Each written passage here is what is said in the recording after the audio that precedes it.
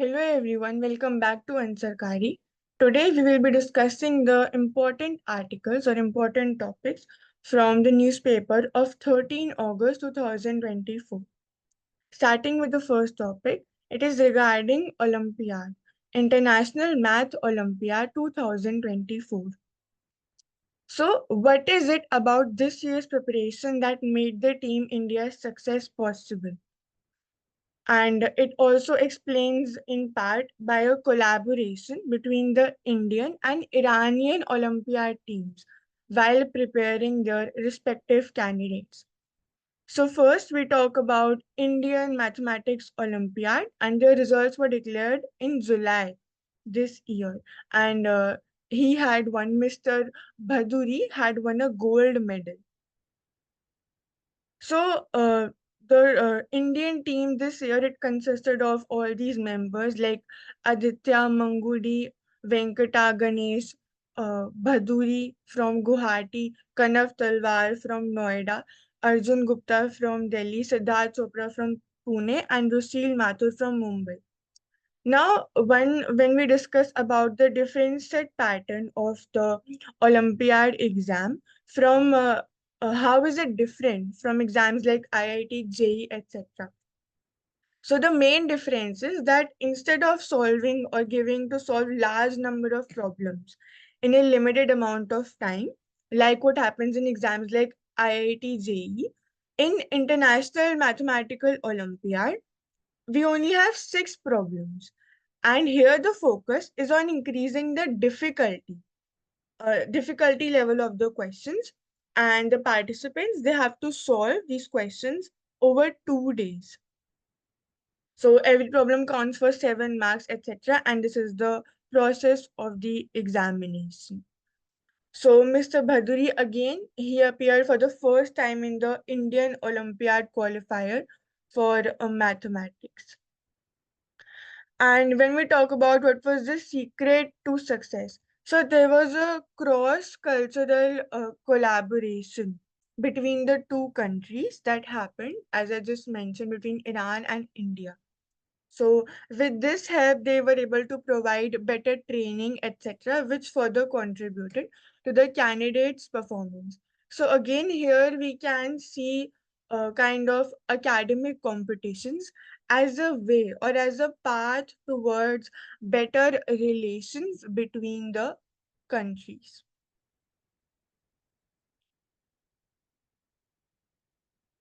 No one ever loses in the Olympics. So, since we know that recently Olympics have ended in Paris, 2024 Olympics. So, India won 6 medals in total. And here, this is an article by Abhinav Bindra, who mentions that no one ever loses in the Olympics. So, he himself is an Olympic gold medal winner in shooting, and in 2008 he had one.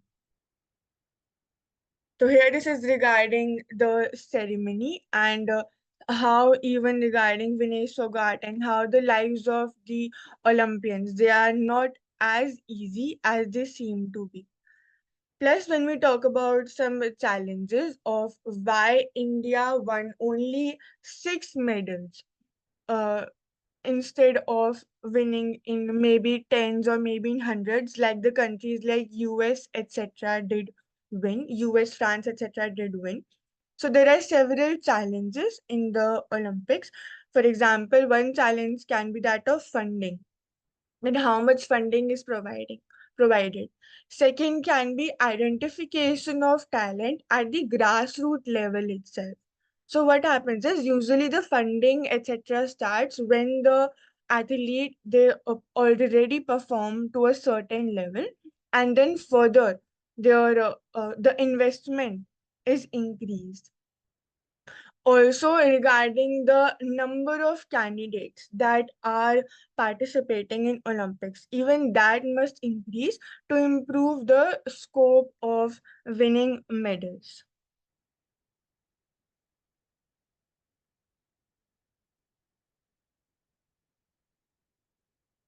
Further, Ukraine pushed into Russia's course. So what is happening, why and how? So this is a reason in Russia itself. And since the Ukraine and Russia war, it started in 2022. On Sunday, there was a surprise attack by Ukraine that would certainly restore justice and push the war into the aggressor's territory. So what is happening currently is that Russian forces are currently fighting the Ukrainian troops near certain villages. And now, further in this area, also there has been an attack. Further, there is no specific clarity about why Ukraine has launched the attack, but it could be possible that Ukraine wants to capture this particular area for its nuclear power plant as a payback for Russia's seizure for Ukraine's nuclear plant in 2022. So this is the ongoing of war. So here the name of the nuclear plant is important. We should remember this, which is Zaporizhia. And we are seeing that this is escalation of the Russia-Ukraine war, and we are not seeing any efforts on the global level being taken to again bring this war to an end. So it will lead to further geopolitical risks in terms of it might further increase the food inflation that we are seeing. Already, that is again a challenge for us. And more violence. Apart from this, when we're talking about the role of UN here, so this also highlights the urgent need for the UN reforms.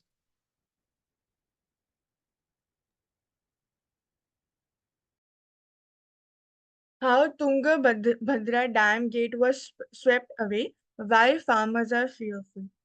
So again here, this is regarding a kind of a vulnerability that the farmers and even the people living in the area they face. So the gate broke after a link in the chain that used to operate it broke. So again, this can be an example of an infrastructural collapse that we have seen. Tungabhadra Dam, it is present in Karnataka's Koppal district. After one of the 33 gates of the massive stone uh, dam, they broke. And of course, there was a huge water release that took place.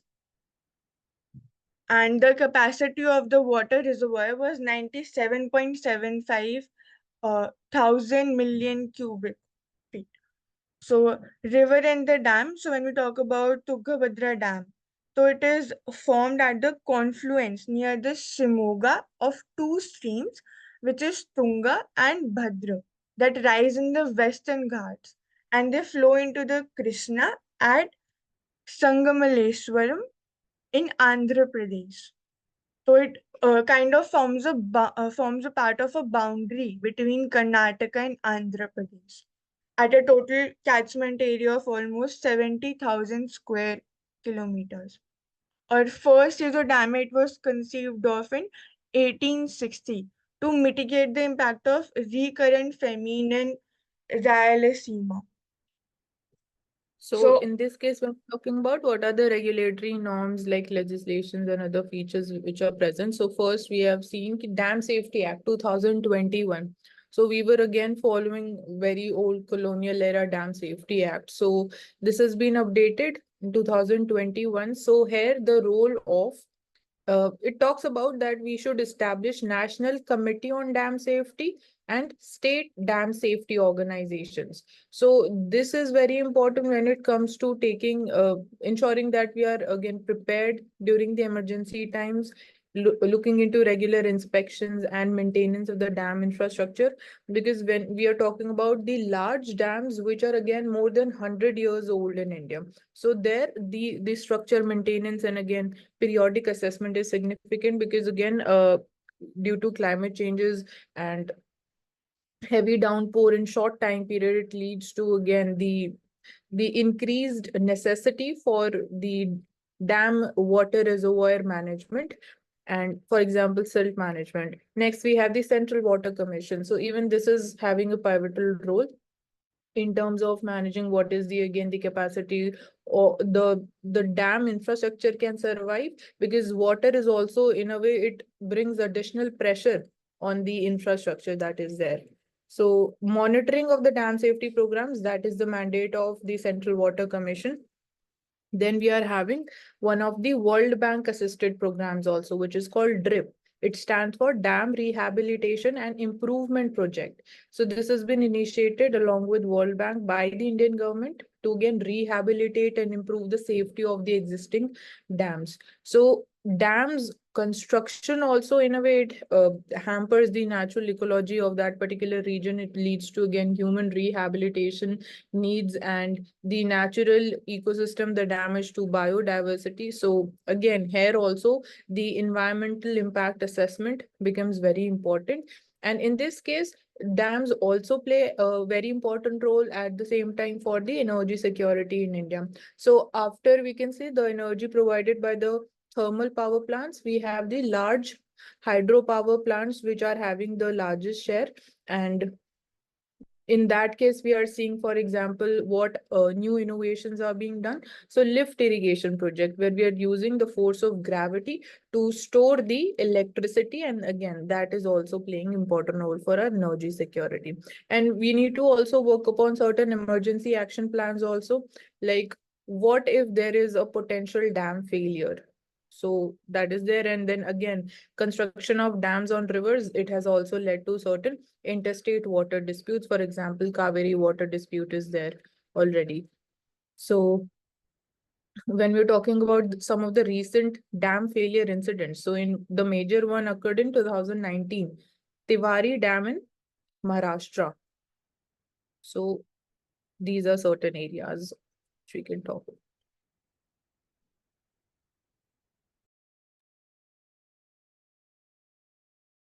The court is a shield. Supreme Court has done well to pull up judiciary prosecuting agencies in Manish Sisodia case.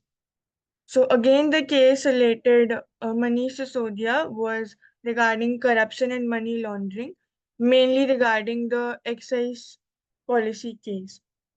So यहाँ पे important act which is Prevention of Money Laundering Act.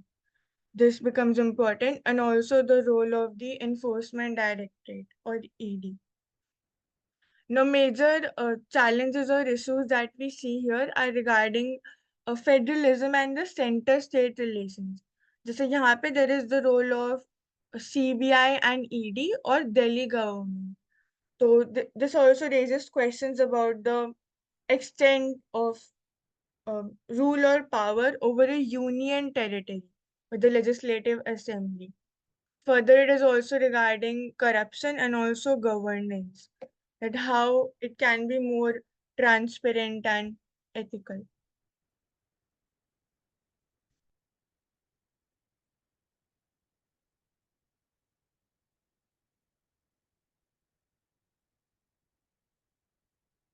Most security camps in Chhattisgarh, Jharkhand set up on tribal properties. So this article is mainly regarding the rights of the tribals, especially in areas like Chhattisgarh and Jharkhand. So here the issue is that government has said that setting up of the issue is that there has been a kind of encroachment or creation of security camps which were on the land which was specifically meant for the tribals. But here security camps were created for the paramilitary, etc. तो यहाँ पे important act that comes here is Panchayat Exten Extension to Scheduled Areas Act 2006, which is also known as the PESA Act, and also the Forest Rights Act 2006. तो यहाँ पे it becomes important कि for the corporate interest etc. these scams should not be proposed, because that is the apparent real purpose that is being suggested here, and instead it should be meant for the use of tribal themselves.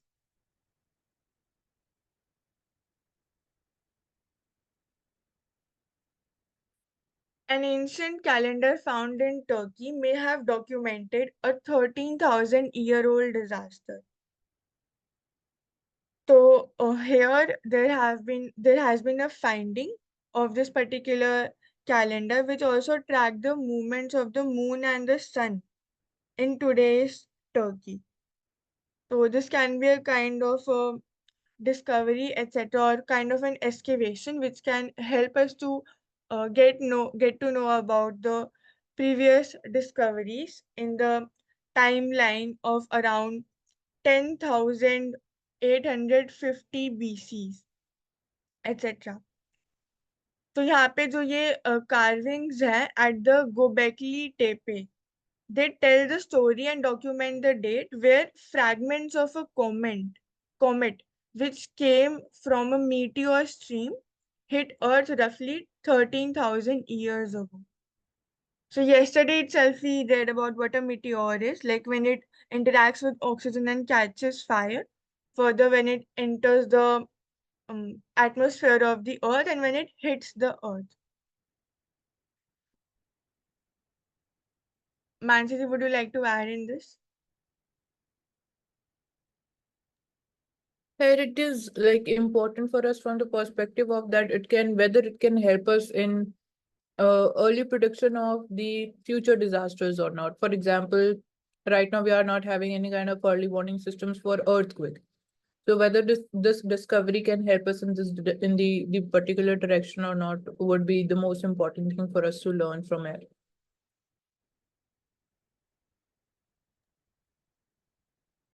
The top court as custodian of liberty. So, as previously discussed, the main challenges regarding the center state relations and also how the criminal justice system is working. Plus, but becomes important the role of media and public opinion, of its political ethics and accountability. This happened the Minister of State for Finance. They disclosed that the Enforcement Directorate it filed 15 enforcement case information reports in 2019 और सिर्फ एक conviction was formed in the cases जो कि 2020 में हुआ था. तो criminal justice system में there are several issues. एक तो representation यानी कि जो vacancies हैं वो इतनी ज़्यादा नहीं है. Plus there are very less judges in proportion to the ratio of population. Delays बहुत ज़्यादा होते हैं. Oppressive system है and the procedure itself it is very kind of punishing and harsh. तो यहाँ पे online we can take help of the e-tool or the technology by creating such apps and sites etc which can further smoothen the trial system.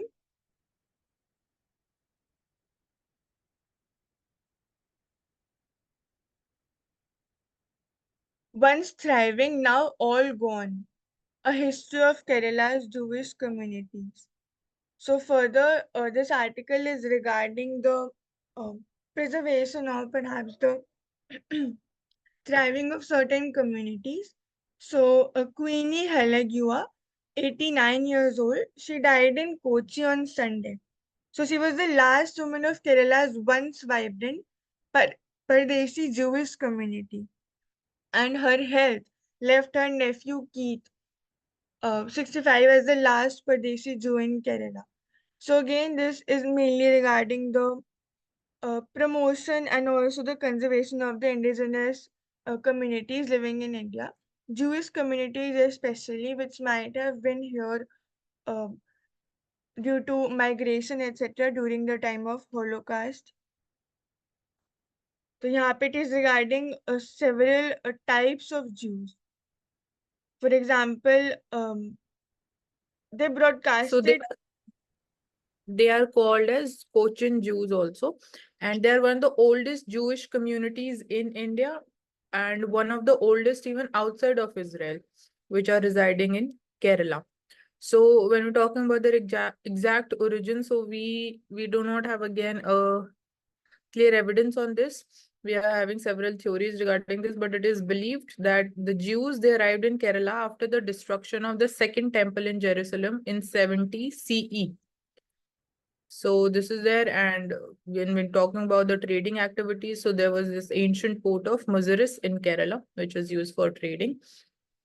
Then when talking about migration, so we saw that there were several waves of Jewish migration in Kerala, including those fleeing persecution from Spain and Portugal during the Inquisition in the late 15th century. So then we saw that these particular Jews communities who migrated into Kerala, they are known as the Paradesi Jews. So that's how we distinguish them from the older community, जिनको Malabari Jews बोलते हैं. So Cochin is the main center for these Jewish community. So their cultural activities, when talk about again, that is important. And in particularly trade and commerce, so they traded in spices like pepper. So which is again the main, we can say the uh, commodity having competitive advantage for India.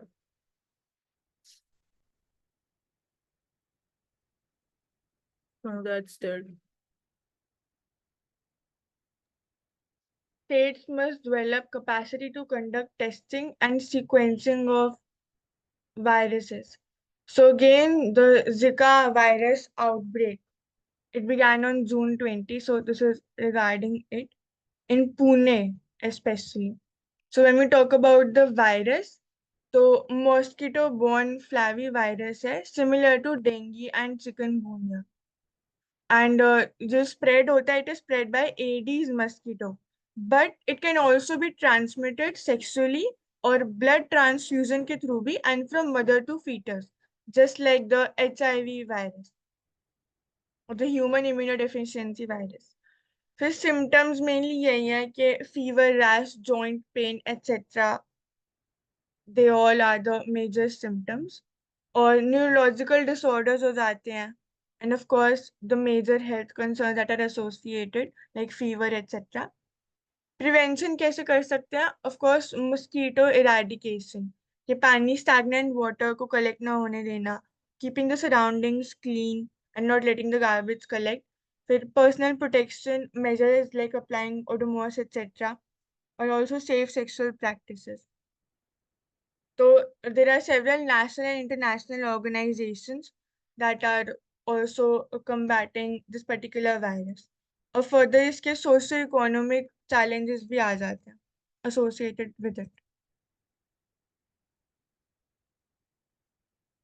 So World Health Organization it declared Zika as a public health emergency of international concern, which is called PHEIC in 2016.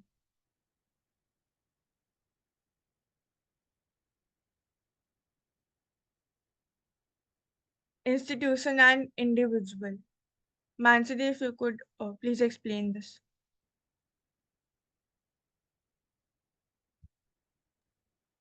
Okay, so यहाँ पे it is about again a second report which is published by the Hindenburg Group.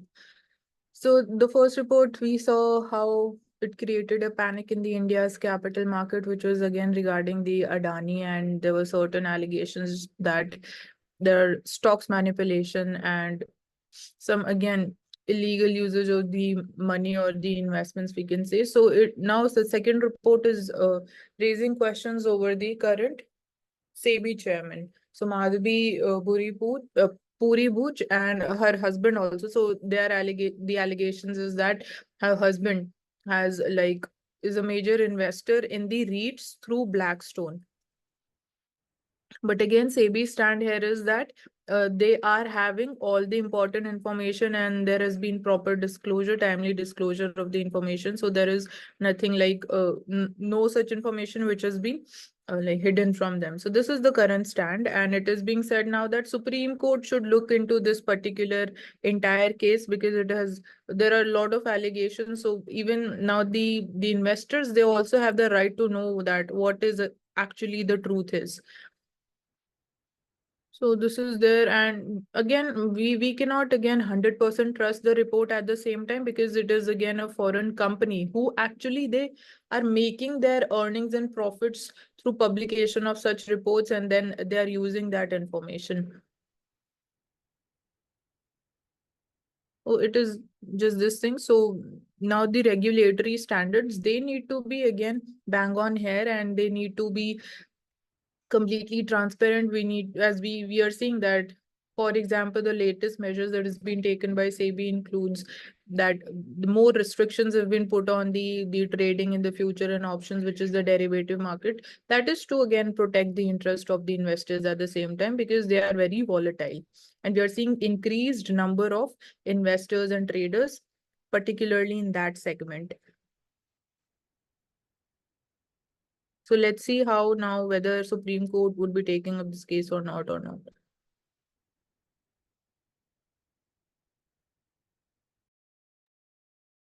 Disinformation, AI, and cyber chakravyuh. So, firstly, talking about the difference between disinformation and misinformation. So, misinformation is when a false information spreads on its own, like there is no deliberate intention behind it. Whereas disinformation is where it is spread deliberately, a false information. Further, when we talk about artificial intelligence, so it is kind of intelligence that mimics the human intelligence, and it is generated by a computer itself, a software itself. So here the challenges are several. For example, even in Olympics, the 33rd Summer Olympic game in France. So here also there was a tempting target for digital, including cyber and other criminals. There was a target that was being seen here, a kind of a cyber attack. Further, last month also there was a kind of a massive cyber attack and also a glitch in the software update concerning the Microsoft Windows, again which created further massive outrage. So these are certain such examples where we can see the need of cyber security, developing certain institutions or such bodies which could take care of cyber security. और जो potential threat है जो AI pose करता है, especially regarding the major business persons and also जो national security के जो systems होते हैं, even related to that, and even for a normal individual, it is equally important to prevent them from scams, etc., especially the monetary ones. तो important acts की जब हम बात करते हैं तो there is information technology act 2000 which concerns itself with this, और इसी में ही there was a establishment of computer emergency response team or CERT in.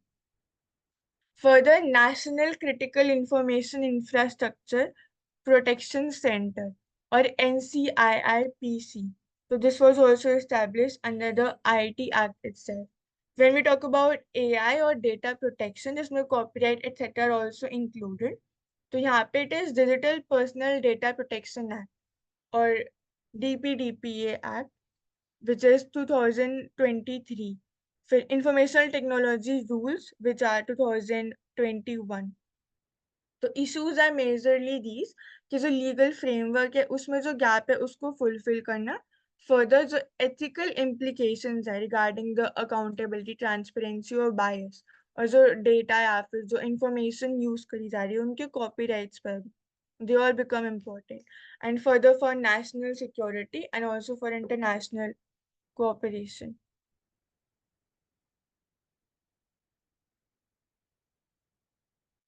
Naveen urges center to continue support to UNESCO Kalinga Prize. So here, this is regarding the Kalinga Prize. So Science or Technology Ministry, it has withdrawn its contribution to the prestigious UNESCO Kalinga Prize. So it is mainly for the popularization of science. तो UNESCO का oldest award है ये, और it is instituted through a donation by Odisha's former Chief Minister Biju Patnaik way back in 1951.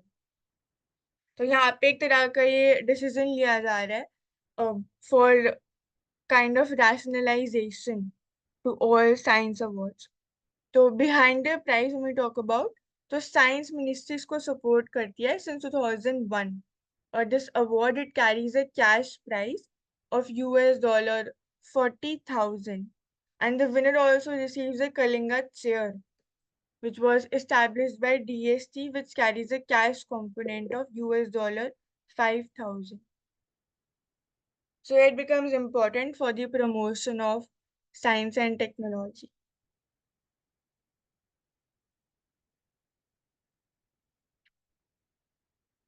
A tech that helps vehicles from bumping into each other.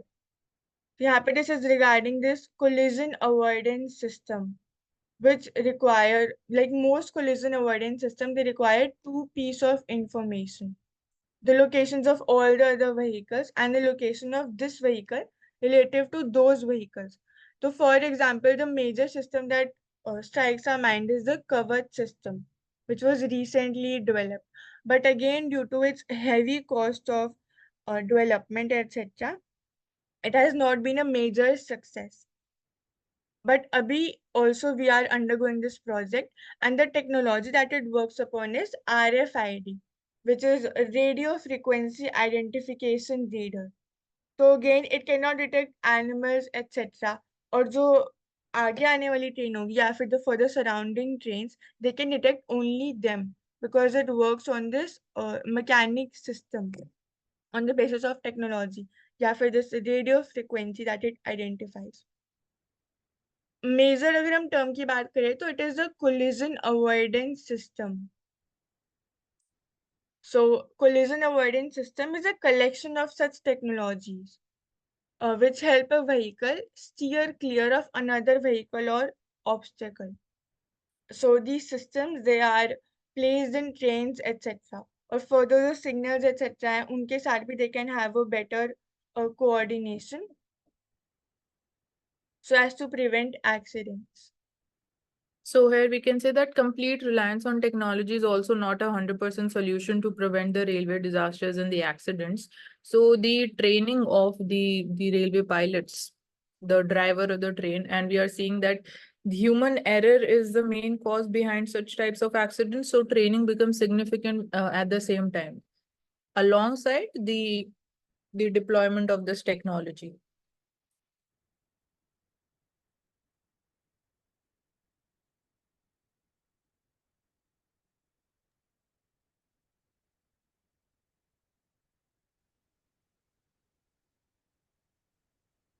So here we're talking about the broadcasting bill to go back to the drawing board. So firstly, we need to know that broadcasting bill, the concern that again the different market players raises is that they would be regulating the social media influencers. The bill would be regulating them. Social media players would be definitely under its ambit. So the bill proposes to designate even the news influencers also who are like active on like providing digital news broadcasters, and they're not having again the proper certificate, or they're not the actual journalists. So this would be regulated. So in a way we are seeing that the main thing here that this bill try to address is that the information that is being shared, that is true. When you're talking about the content creation, it needs to be the honest or the true information and facts that is being shared. So this is one aspect. And right now when we see that social media players, the big tech companies, they are like self-regulatory infrastructure is functioning as of now. But with the increased user base on the social media platform, it is becoming very significant to regulate their activities. And for example, we see that surrogate advertisements is also a rising concern. So these are certain aspects. So here the role of the again Ministry of Information and Broadcasting. So that is the main ministry looking into this bill. And Broadcasting Services Regulation Bill 2024. So OTT platforms, again, their popular nature or the usage of the services has been increasing. So the viewership, and apart from this, when talking about the interest of the children who are there on the social media, or we talk about the parental controls, how should we implement them? So government is not shared the draft publicly with the people or the stakeholders in a marked format. So the concerns over the way consultation was being conducted on the draft bill. So when we talk about the element of democracy, so in that case also when we're talking about the process of formulation of a particular bill and then after the approval it becomes a law. So in that case, public consultation is very important pillar. So concerns are being raised over that also, that has not been done in a proper actual manner. And this is like becoming merely a formality. So these are the things and areas over here. So finally, we see retail inflation cools down, but at the same time, concern is that index of industrial production falls. So whether this is indicating now that for the current time period, although retail inflation, that is the consumer price index, it is falling down. But if IIP falls, it means in the coming time, we'll be facing again the supply shortage. So whether it will be again rising again, the retail inflation will be rising again or not is one thing that we can derive from it. And when we're talking about the exact number, so it is at 59-month low of 3.54% in July, retail inflation due to high base. So even in this sense also, we say whether retail inflation has actually come down or not is also a question. And core inflation, so that is increased 3.4%. So core inflation, we are, although we do not include the food and the fuel inflation, but despite that, we are seeing that even core inflation has been rising. So that is indicating again the core sectors performance, the 8 core sectors in India. So that is indicating that even that is somewhere it is struggling and not functioning with its full potential. And we have this graph. So in this, we are having again CPI combined is there, which is the blue color 3.5%. And earlier it was July 2023, it was 7.44%. So this data is published by Ministry of Statistics and Program Implementation. CPI core is the lowest at 3.4 and CPI food. We know you can see how like the big movements are there in CPI food graph, 5.4%. And it has been again at an upper level above 8% for quite a long time period. So this is also declining. So this is again a good news for us.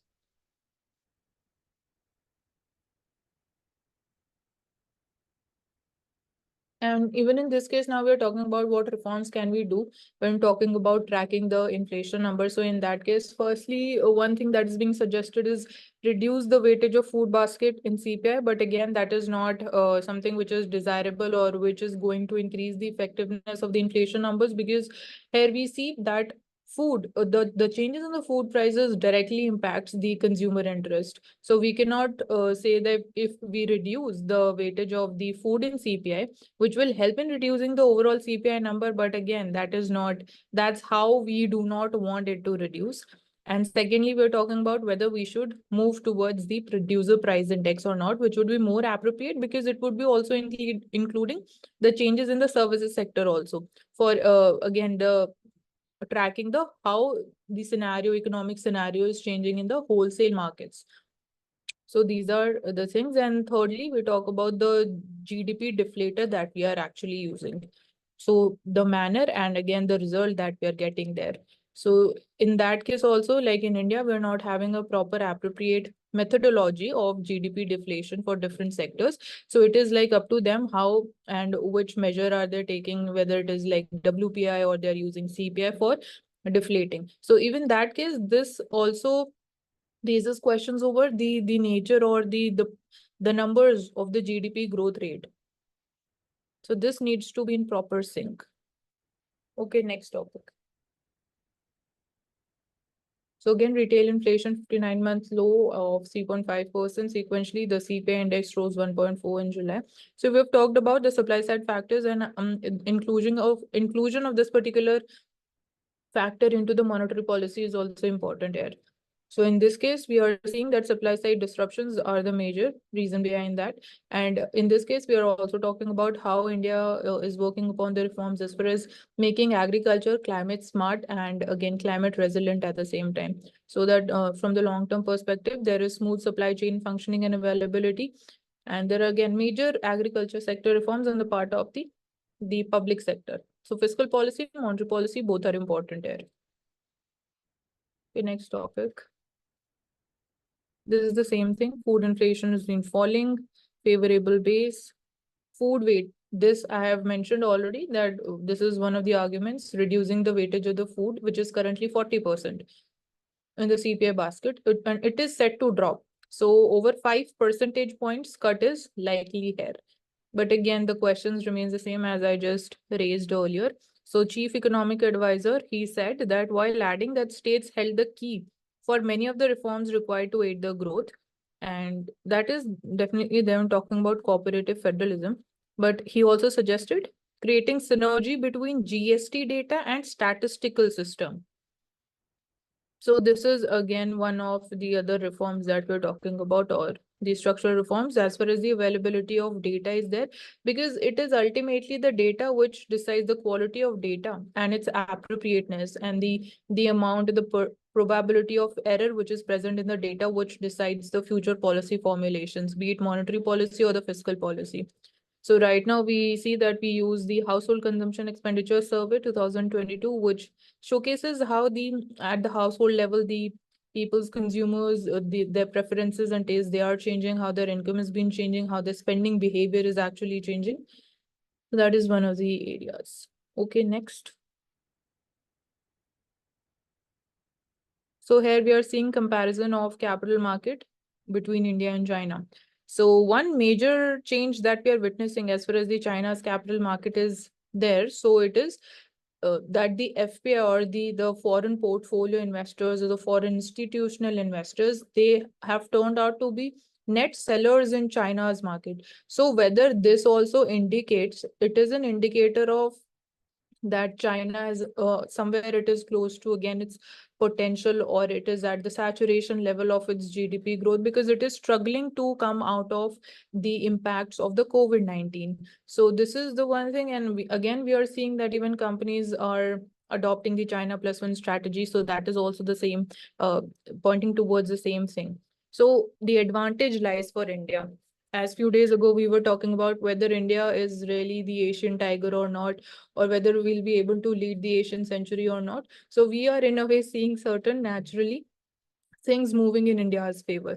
So here, second graph is talking about the weightage for the Indian and Chinese stocks in the MSCI is Emerging Market Index. So China is definitely there, but one thing that we can derive is that this gap has been closing down. So this is a positive indicator for India. And it is being stated that India is going to be the next China. So I won't say that why we want to be next China. We will be growing the Indian way. And Taiwan is also important there, as far as again the semiconductor supply chain is there. And also we talked about that China is having, it is trying to have, or it is trying to be being the world's largest supplier and having the monopoly power as far as the supply of the critical minerals is concerned. So instead of again exporting, it is right now it is focusing upon importing the critical minerals, so that again it is having more of monopoly and bargaining power in that. So that thing needs to be seen how that would be dealt with in future. So this is the area. Okay, next topic.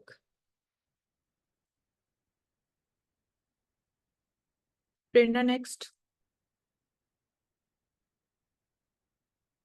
Seeking non-farm jobs. So non-farm jobs, here we seeing that there's a substantial increase in the employment in agriculture from 44% the total employment in 2017-18, that is before COVID-19, to 45.8%.